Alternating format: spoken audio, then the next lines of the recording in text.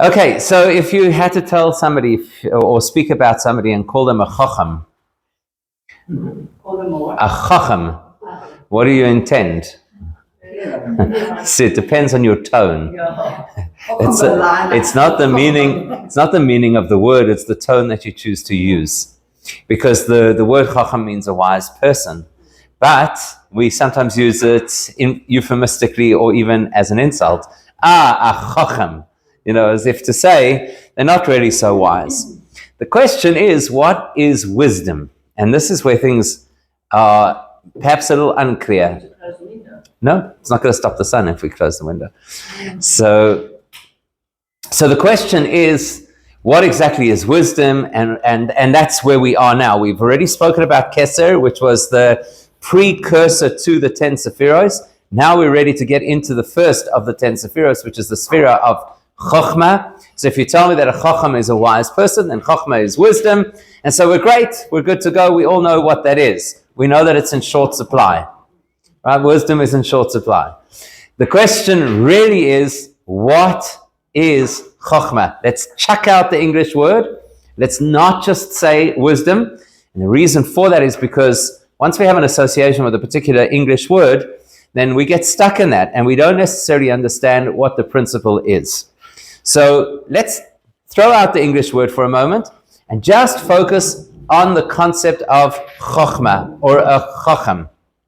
Do we have anywhere that you could think of in the Torah, I'm saying in the 5 books of the Torah, not in the Tanakh, specifically the 5 books of the Torah, do we have reference to a Chocham? We know we had it at the Pesach Seder. That was, that's obviously a big feature. But in the Torah itself, do we have an expression of a Chacham? Right? Do we have such a thing? Do we have the word Chacham? Anybody? No? Okay, so we have it on a few occasions. One of the occasions, there we go, exactly, is Betzalel. Excellent. That's the one that we wanted to focus on. When Hashem tells Moshe that they have to build the Mishkan, so he tells them what you need to find is you need to find people who are Chachamim, who are wise people, and Nevoinim, people who understand. And then we discover that Betzalel is this individual who is considered a wise person. Now Rashi has a very interesting comment on that description, Chacham. Very interesting comment, which most people would not associate with what you and I call wise. He says a Chacham is like a dealer, and I think he's speaking there specifically about a precious gems dealer. So he says when he has stock, then he does business. But if he has no stock, he waits for somebody to bring him stock to do business. Now that does not sound like how you and I would understand wisdom. You don't think that wisdom is when a person is given the capacity for wisdom, that's when they have wisdom. It sounds very different to what we associate with the English word. So that's why we're going to throw out the English word and try and understand, what does that mean? When the person has stock, then they do business. How is that associated with wisdom? Okay? So that's what we're going to try and understand over here. And in order to do this, let's have a little conversation about human experience. Can we do that? Human experience. So let's say that you've got a dilemma that's bothered you for a few days. I hope that's not the case at the moment, but just let's say that a person has a dilemma that's bothering them for a few days. What do we do when we have a dilemma?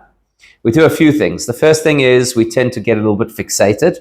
So we think about it, we obsess over it, we can't sleep necessarily because we've got this dilemma that we're trying to resolve. And we tend to replay the same things in our mind again and again and again and again in the hope that somehow that will resolve our dilemma. So like they attribute to Einstein the saying that repeating the same things and expecting different results is insanity. But that's what we do. That's typically what we do. So I've got a dilemma and I keep thinking, and if you actually pay attention to your thought process when you're trying to resolve a dilemma, you'll see that so much of the time is just repeating the same thought process again and again and again and again without being able to break out of that pattern. Then, one day, you're doing something absolutely unrelated to anything to do with this dilemma. So it could be that a person's taking a shower, or probably the best example of all, you're davening the Amidah. It's probably the most likely example, right? So now you're doing something which is completely unrelated to the issue that you're trying to resolve, and boom, out of nowhere, you get this flash of inspiration, you get this insight that you did not expect, and it's totally different to everything that you've thought until now, obviously, because everything you've thought until now has not resolved the dilemma.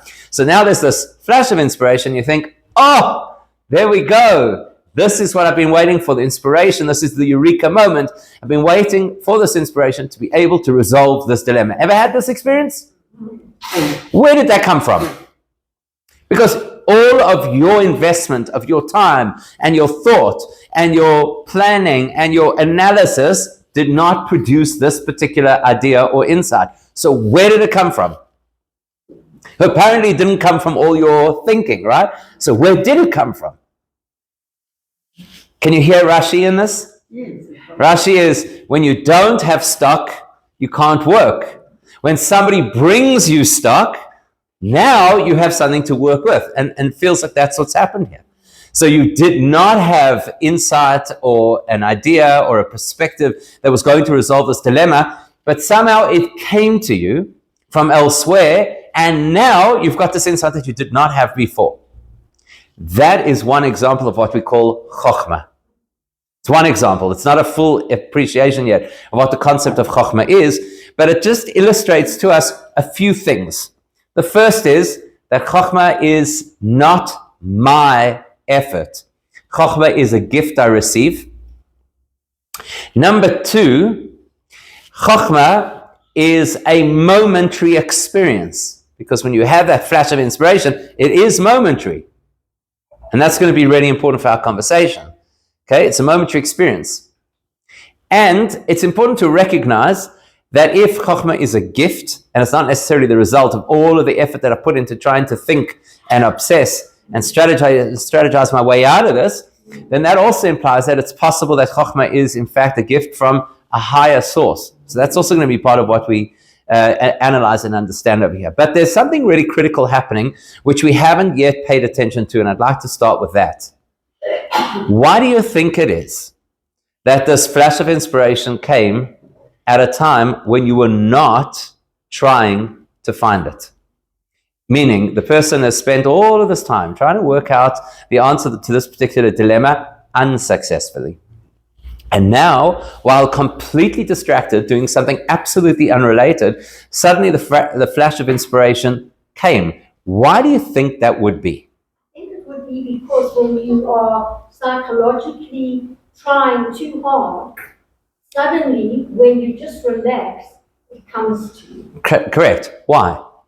Because it's Hashem. Okay, so why does Hashem have to wait for you to relax?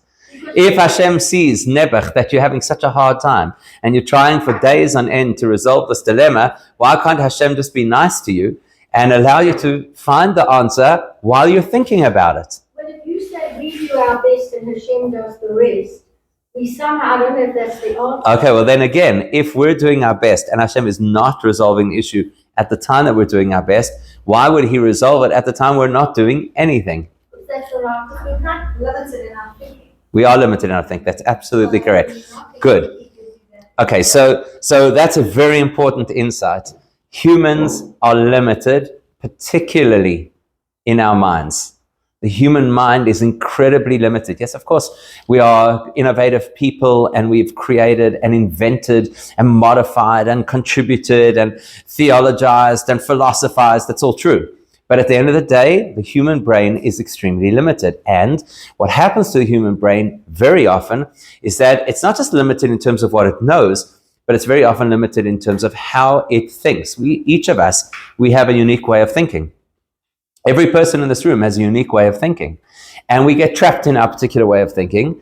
And very often the solution to the issues that we need require different thinking to the thinking that we're used to. So when we switch off our thinking, that allows the opportunity for other insight or other input. True, that still doesn't explain, yes, of course, I need to turn off my old thinking in order to be able to get a new idea. That doesn't yet explain how I get the new idea just because currently I'm not thinking. So it tells me factually that my old thinking was limited and couldn't get me out of this hole. Doesn't yet tell me how currently being distracted or relaxed now opens the new thinking. Why does it open the new thinking? Could it be that when you're working on it, you're not allowing space for Hashem because you think it's Okay, exactly. That's the point. See, as long as we're thinking in our particular way of thinking, which, by the way, we're usually convinced is pretty good, and sometimes we're even convinced that if other people would think like us, the world would be a better place. So we're very fixated on our thinking. Essentially, what we're doing at that point is we're trying subconsciously to control the process. I need this to make sense to me. I need it to fit into my classic way of thinking. And it's when a person pauses in some distracted or relaxed fashion, that's when the person is essentially relinquishing that control. That's when the person is saying, I don't have to, or I'm not consciously at this point trying to control the narrative. That's what opens a person up to the possibility of being able to get new information. Now let's take that principle and apply it to a much more common version of Chochma. Because let's be honest, yes, of course we have dilemmas, and yes, of course we have brainwaves, but that's not something that happens to us on a regular basis, certainly not on a daily basis. You know, if we were running around saying Eureka on a daily basis, the world would be very much advanced. But it's not the case. So let's try to find another variation of Chochma that has the same, obviously, properties, but is in a much more common, potentially even daily, potentially multiple times a day situation.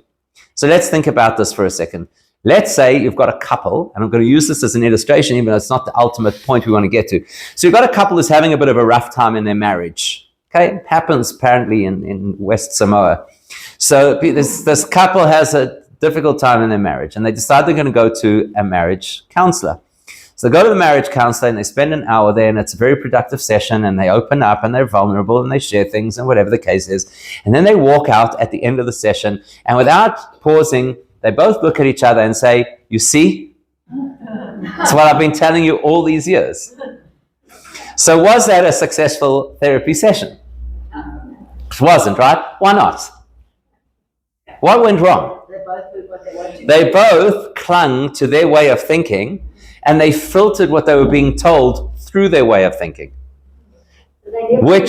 So nobody listened. Nobody relinquished anything, so nobody listened. Now that is an extremely, extremely common human experience, right? We all have our biases. We all bring into a particular scenario either the history of what we know about the subject, or the perceptions that we've built over time, or our current state of being, whatever it is. We bring that into a conversation, and based on that, without realizing it, we filter everything through a particular bias. And that's why very often you have people walk out of the same environment with completely different messages. In fact, I can tell you from experience, often I've had people come back to me and say, you said X and Y in your drosha or in your shir, and I never said anything of the sort. But what's happened is that a person has obviously filtered through their particular lens, and so they walk out with what it is that they want to walk out with, rather than with the actual information. So, if a person goes to a lecture, reads a book, participates in a therapeutic session, has a conversation with somebody else, but it's all through their filter, how much wisdom is there in that experience? Nothing. There's no wisdom in that. Because really what wisdom is the capacity to be able to hear without bias something new. Now, where do we know that from? It's a Mishnah in Pirkei Avos. In fact, this past Shabbos, we read it. Ezehu Chacham, who is a wise person? It's the first Mishnah of the chapter we did this Shabbos. Haloimed mikol adam. A Chacham, a wise person, is somebody who can learn from every person. That's an incredibly different definition of wise to what we normally associate with wisdom. And we actually learned this together when we did that Mishnah. We said that the conventional wisdom says that a chacham is the wise source of wisdom, knowledge, and information to whom everybody else should defer and listen. Whereas the Mishnah says, punkt fakert, as we say in the classics, the exact opposite. Who is a chacham?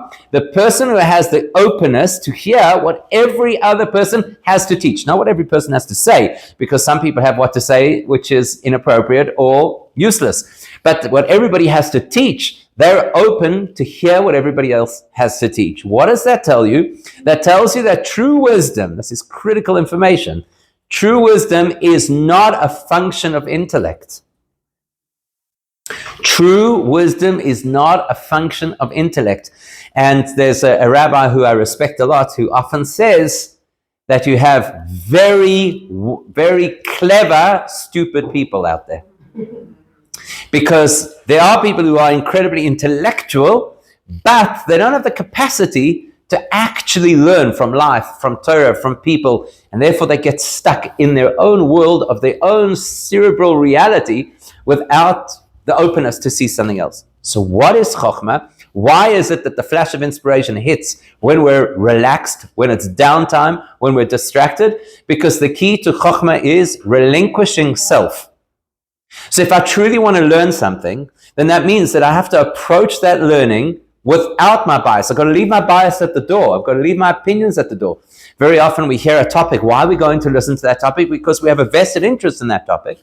And we're hoping that the presenter will reaffirm what it is that we believe about that topic, in which case we may as well not go. And what's the point? Whereas if we go to hear somebody speak about something and we go in to say, blank canvas, I don't have a presupposition, I don't have preconceptions, I'm just coming to hear what there is to be taught, then I have the capacity for wisdom. So that tells us something really, really interesting. Here we are at the first of the 10 Sefiros. Everything else is going to grow from this. Everything else will develop from this point. So what is the point of all healthy personal development? The sense not just of humility, because humility is coming later. This is not a sense of humility. This is a sense of suspending self. Complete openness to be able to hear, to learn without judgment, so that I can hear what's being taught rather than what I would like to take home. Okay? All right, let's take this a step further. So what does Chochma feel like? Let's try and experience what Chochma feels like. Now we've identified essentially a range of different types of Chochma experiences one could have. The one is epiphany. I just have this incredible moment of a realization. Less common version of Chochma. The more common version of Chochma is somebody is teaching something, or I read something in a book and it's like, wow, I never thought of that. I never heard that before. And that is the Chochma moment, where it's something brand new that's outside of my normal thinking, that kind of maybe even challenges some of the conventions that I've always believed. That's when real Chochma happens. So what does Chochma feel like? In order to understand what Chochma feels like, we're going to go back to the epiphany moment, because it's the most extreme version of Chochma, and will help us to understand what this entity called Chochma really is. So when a person has an epiphany, what does it feel like? What does it look like? Let's use an example. There's a team brainstorming. It could be a corporate team. It could be a community group. They're brainstorming how they're going to solve a particular issue, or how they're going to make a program, or how they're going to market their product, or whatever the case is. So they're brainstorming, right? Everybody's brainstorming, and this one suggests this, and that one suggests that, and every suggestion that comes forward, there's this limitation, there's that problem, there's that impracticality. So they're just not getting anywhere. And then the next thing, somebody goes, I got it. I got it. Eureka. I got it, right? What will everybody now say to this person? Say, I've got it. I've got the solution. What does everybody say to them? No. What's the solution? Right? You're saying that you've got it. You say you've got this great answer to our question. What's the answer? What will the person then respond? Not sure. Exactly. Hold on. I'm not sure. Now, one second. You just told us that you have it. You're so excited. You jumped out of your seat. You screamed some exclamation. You seemed to have the answer to our prayers. And now when we're asking you for the details, what do you say? Hold on. Not only that. Let's drill down one step further. Have you ever had this experience where you're in a conversation? It doesn't have to be as radical as brainstorming and trying to find a creative solution to an issue. Just a regular conversation. You're having a regular conversation. And while you're having the conversation, an idea pops into your head that you'd like to share that is relevant to the conversation. Ever had this experience? All right? An idea pops into your head. It's relevant to the conversation. As you're about to share it, somebody else interrupts. Not intentionally, but they are equally enthusiastic to share their little bit. So they interrupt. And then afterwards they say, oh, sorry, you wanted to say something. What did you want to say? And now you have no idea. It's not that you forgot. It's worse than forgot. You have no idea. Like if you forget something, that means that at one point you knew it and then you forgot it. But here it actually feels like it kind of just flew past you. For a brief second it was in your mind and now it's gone. It wasn't even there long enough to know it, to forget it. Why does that happen? Why is it that you could have a person who's got this brilliant insight and this brilliant idea, and yet when you ask them about it, they're unable to articulate it? Or why is it that we could have this really interesting piece of information we want to share, but just because we got slightly distracted, it derailed our whole intellectual process to the extent that we've lost it, and we then, how does it feel afterwards? We're trying to get it back, right? We try to, what was it? It's on the tip of my tongue, all these kinds of things. And it is possible that you'll never remember what you wanted to say, ever. Not just that at some point later, sometimes that happens. 2 a.m., you wake up, oh, that's what I wanted to say. That could happen. But sometimes it will never come back. So the question is, why is that? And once we examine this, we start to understand and appreciate the paradox of the Chochma experience, because Chochma is a very paradoxical reality. So once we understand this paradoxical reality, we'll also understand a little bit about how it stimulates the rest of the process, and we'll also understand why it is so deeply associated with this ability to surrender self. So if you take the word Chochma, let me stick it quickly on the board. So you take the word Chochma, it's got 4 letters, so that's not hard. Okay, you've got a ches and a chof and a mem and a hey. We're going to play around with this word just a little bit. So we're going to take the ches and the chof, and we're going to switch those letters around so that we get the word koyach. Now, what does koyach mean? Strength, right? The most common interpretation of the word koyach is strength. What else does koyach mean? Endurance. No. Energy, sort of. What else does koyach mean? Okay, so energy is getting really close. So the other thing that koyach means is potential. So we talk in many places in Torah literature, we talk about something which is koyach in its potential state versus something foyal in its actual state. So koyach has this dual meaning. It could mean power and it could also mean potential. Now, if you think about it, potential equals power. What I mean by that, let's say for argument's sake, I'm going to draw 2 things on the board. One you will never recognize, and the other one you have a chance of recognizing. But when you see them next to each other, perhaps you'll recognize the other. Okay, so that's the one that I don't expect that you'll recognize, other than to think maybe it's just a dot on the screen. And the other is, hopefully you can recognize, is the tree, right? So if that's the tree, that's the seed. Okay, I'm not that bad then. We could play Pictionary together. So the thing is this, that which of these 2 has more power? The seed or the tree? Which has more power? The seed. Why do you say that?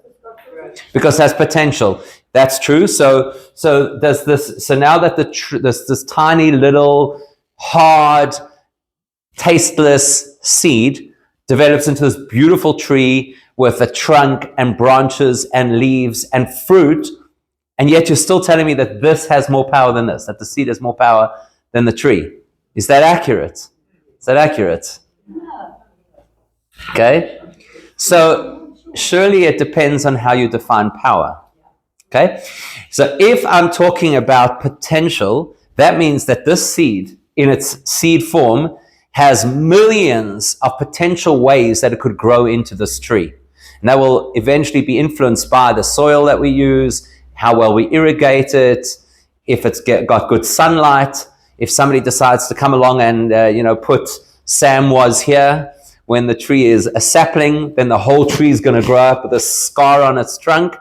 So there are many, many, many different ways that this thing could play out. As each one of those potentials translates into actual, so at the part of the seed that translates into the roots, the part of the seed that translates into the trunk, at those points, it gets locked in. That part of the seed is now roots. It can never be a trunk ever, or leaves, or fruit. And the part that becomes a fruit will never have the strength of the trunk. So as each part of the potential becomes realized, it actually is now finite. It's actually limited. Whereas the seed is much closer to being infinite. I'm not saying the seed is infinite, but it's just got so many options. So the irony is that potential actually has greater power than actual, but it's all theoretical power. So there's tremendous energy, that's why energy is a good word, tremendous energy locked inside that seed. The problem is it's all locked inside that seed, which means that if I take that seed and I never plant it, what a waste. What a waste. So Chochma is similar. Chochma contains within it all of the potential to stimulate an entire developed human process, which effectively is what we call the Ten Sefiros, assuming I use it, assuming I cultivate it, assuming I plant it. So I can have this brilliant idea, but if I can't remember the idea 1 second after I had it, all of that potential is wasted. It's lost. It's gone. And so therefore we call Chochma, now there's a double play over here, but we call Chochma koyach, power and potential, ma. What does ma mean? Now that wasn't a question, that was a statement. What does ma mean? So, it's what equals ma. Ma is the Hebrew for what. Now, when do I use the word what? When something for me is undefined. That's what I'm saying. What? Can you please define this? So koyach, the power of Chochma, is incredibly powerful, while simultaneously ma, it's undefined. We don't know what it is.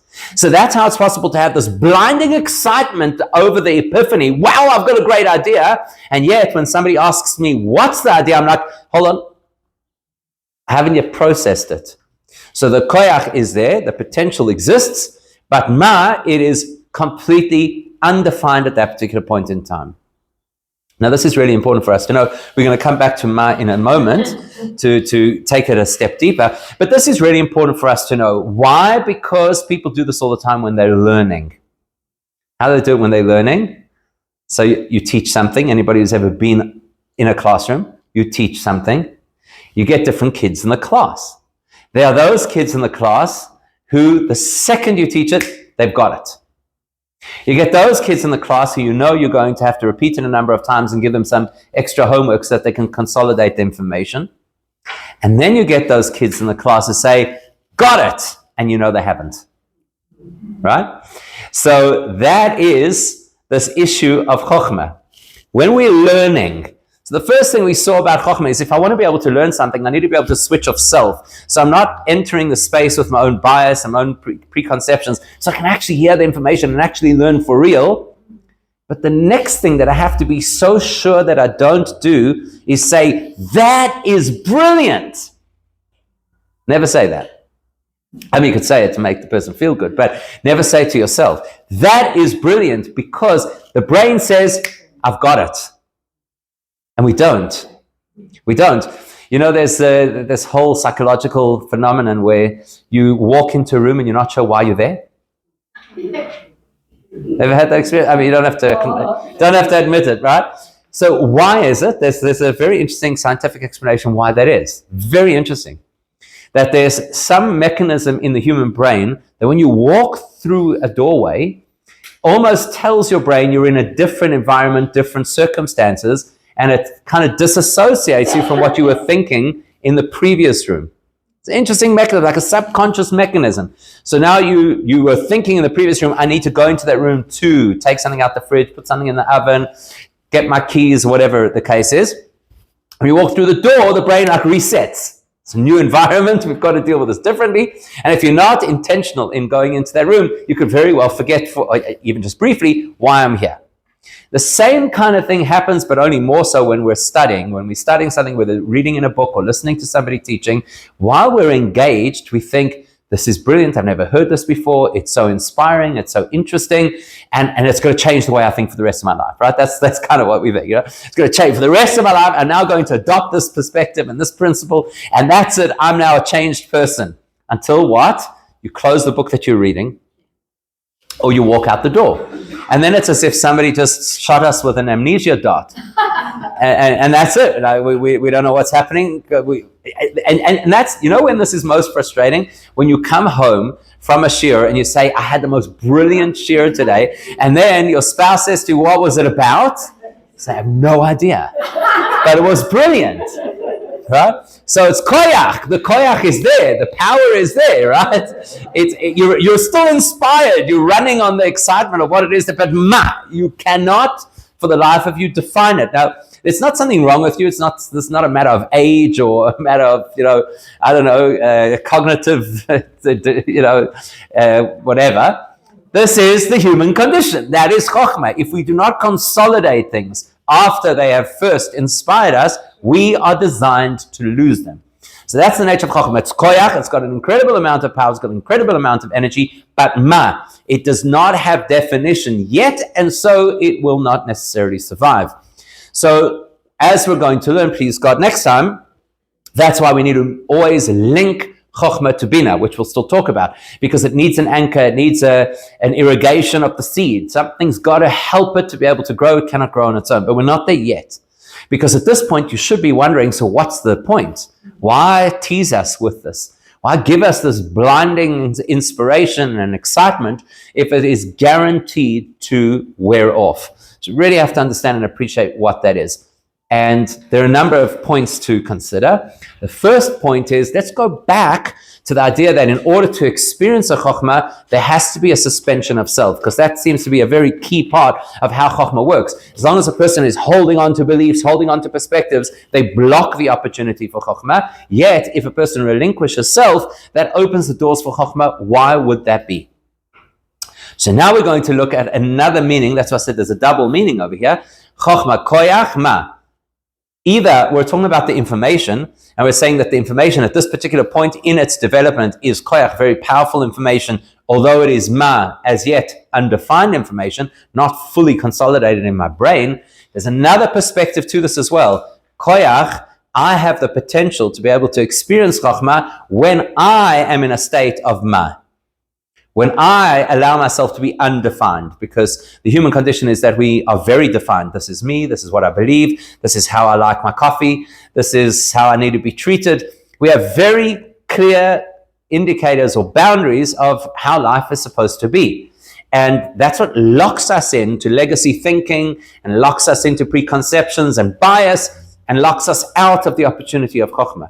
So when a person releases koyach their capacity to say, I don't know what I am. I don't know if whatever I've believed up until this point is true. When I suspend my belief system, then I have the opportunity for chokhmah. Now you're going to see in a moment why this is really important, you see, because it's not just about information. Okay, when I suspend my perspective and my beliefs, when I become means I am a question mark. I'm not absolutely defined. Then I open myself up to the possibility of chokhmah. That tells you something really profound. But before we understand what's so profound about it, because what it's going to tell us is that ultimately chokhmah is not just simply about being open to new ideas and new information. It's something far more profound than that. To get there, we have one person in the Torah, even though he doesn't refer only to himself, he refers to himself and another individual. But there's one person in the Torah who refers to themselves as Moshe, right? When is it? V'nachnu ma. The Jews are complaining about the food, as they do. And Moshe addresses the Jewish people, and effectively, at face value, what he's telling them is, why are you complaining to me? I just work here. Right? V'nachnu ma. He's talking about Aaron, his brother, and himself. He says, V'nachnu we ma. What are we that you can't that you're complaining to us? Complain directly to Hashem. So at face value, he's just giving a very simple response to them. I don't make the rules around here. I don't choose what food you get. So if you have an issue, daven or complain, but leave me out of it. That's the simple explanation. The Kabbalistic explanation is that at this point, Moshe is telling us a very important piece of information about himself and his brother. V'nachnu, we are We don't have our own identity. It's not just that I'm working for God and I'm just the messenger, don't shoot the messenger. It's something far more profound than this. I don't have an identity. The rest of us walk around with a very clear identity. This is who I am, what I've achieved, what I'm known for, what I'm good at, how I like things, what I believe. We've got this whole persona that we build very carefully over a period of time. And God forbid anybody should crack any of the veneer of our persona, and then we have to go for trauma debriefing because, somebody saw through the veneer. Whereas Moshe is saying the exact opposite. V'nachnu ma. There is no individual Moshe in the story. I'm purely just a vehicle for Hashem. If Hashem tells me to do X, I'm going to do X. If He tells me to do Y, I'm going to do Y. We see a similar thing going back to Abraham, even though it doesn't use these words. But we see a similar thing when Abraham is told to take Yitzchak to the Akedah. He's doing exactly the same thing. He says, I am Abraham, who's created this incredible persona of kindness.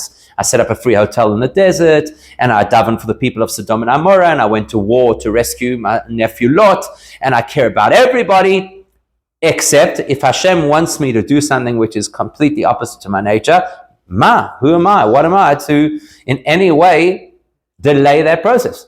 Vayashkem Avraham Baboiker gets up first thing in the morning to say, this is not about me.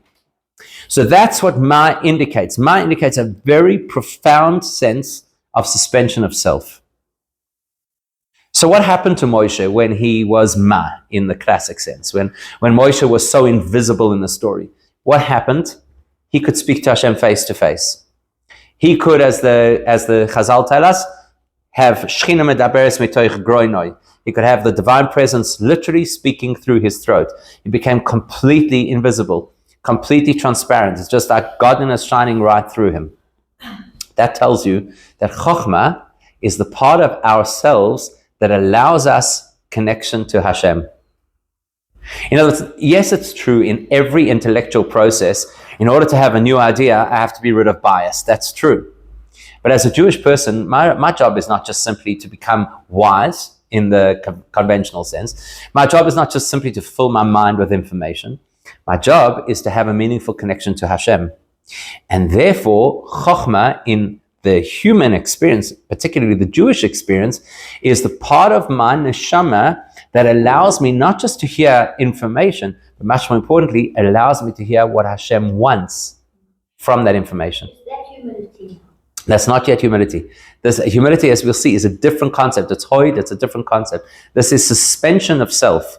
That means to say that when I open up a piece of Torah to learn it, what's my goal? Is my goal to become a scholar? Is my goal to know how to live Judaism? Could be. But ultimately, my goal should be to have a meaningful connection to Hashem. That should really be my goal, to have a meaningful connection to Hashem, which means that when I learn, I want to know what Hashem is saying in this particular teaching, rather than what my version of Judaism feels about this particular teaching. So let's say, for argument's sake, I was just listening, on the way here, I was listening to a really interesting podcast about what happens when you have couples where the one spouse is from and the other spouse is not. So dealing with all these halachic questions. So one of the questions, there were a number of questions. One of the questions that came up was, here was a wife who was not religious at all, married to a man who had become very religious. And he was at the point, he had a neatly trimmed beard. And he was at the point where he wanted to grow his beard full. Why? Because he was a chassid, and chassidim have a full beard. It's like not even negotiable. But the wife, who had made many, many compromises to keep the marriage alive, said to him, if you're going to grow out your beard, I'm going to stop going to the mikveh. So he goes to ask the rabbi, what should he do halachically? So what do you think the rabbi told him? The rabbi told him, it's not even a question. How's this even a question? Right? You find a halachically compliant way to trim your beard, but you don't obviously play with mikveh. Mikveh is a very serious mitzvah. So that's the difference between knowing what the Torah says versus what I would like in my religious life. And very often people can get caught up in their biases with all the holiest excuses and explanations and rationalizations for the way that they want to behave. But at the end of the day, we need to be able to know what Hashem is saying in His Torah rather than what my standards believe about His Torah. To be able to get there, a person needs to have Chochma. Now that Chochma element, and this is really valuable information, that Chochma element is inherent to the neshama. So that's the nice part of this. It's not as if we have to learn Chochma. We actually have to learn to recognize that we have inherently this chokhmah capacity when it comes to our relationship with Torah, when our relationship with Hashem. When Moshe says, I'm nothing, and I'm totally open to what Hashem has to say without bias, without judgment, there's a Moshe spark inside each of us. And so each of us is therefore able to have this experience. So that's valuable for us to know. There's one other piece of anecdotal information just to round off what it is that we know about Chochma, because so far we know Chochma is the ability to suspend self so we can be open to hear new ideas or to be gifted new ideas, either by other people or by books that we read, or sometimes Hashem himself inspiring us, like when a person has an epiphany. We also recognize that the much more profound version of Chochma is not just simply being open to hear information, but specifically it's the part of my neshama that allows me to let go of myself so I could actually connect to Hashem. And that's why in Kabbalistic literature, again, we say that Moshe is the epitome of Chochmah, because he was so completely transparent, so completely dedicated to Hashem without any sense of self. So he becomes the epitome of Chochmah, similar to how Abraham was the epitome of Chesed. That, he expresses everything of what Chesed is about. He changed because he rejected the journey at the beginning. That's not a change. That whole process that goes with Moshe pushing back when Hashem offers him to become the leader of the Jewish people is an expression of Chochmah. Why? It's beyond the scope of what we can do now, but it's important to recognize that already at that point, he's coming from a perspective of Chochmah. So there's one more anecdotal piece that we have to just consider. This would obviously open another whole conversation, which is interesting in its own right. And that is that Chochmah is what we call a masculine energy. Which means that when we understand the methodology of Chochmah, we understand how Chochmah operates, it also automatically gives us a little bit of an insight into male energy. Because what is Chochmah? Chochmah, Rashi told us, is when they have stock, they do business. When they don't have stock, they wait for somebody to bring it to them. I said, effectively what that means is masculine energy is when it's got something to focus on, it's completely focused and it's all in. When it has nothing to focus on, then it doesn't necessarily actively seek something to focus on. Now, what I mean by that? So there's the old joke, and I don't know if it is a joke, where the wife sees the husband sitting on the couch and says, "What are you thinking about?" And he says, "Nothing." So she assumes that he's obviously lying, where in reality, he actually is thinking about nothing. So it's difficult to imagine that that's actually possible. That's part of the masculine energy. The other thing about masculine energy is, I have a friend who always used to joke, but it wasn't a joke, about the fact that if in the days before GPS, if he was driving somewhere and he wasn't familiar with the area, so when they came to an intersection, he had to turn off the radio and then work out where to go. And his wife always used to make fun of him, like, why do you have to turn off the radio if you're going to turn? But the reason is because we've already described that that's how Chochmah is. If I've got this brand new idea, and then somebody talks to me and distracts me from that idea, I'm going to lose that Chochmah. I'm not going to be able to get it back.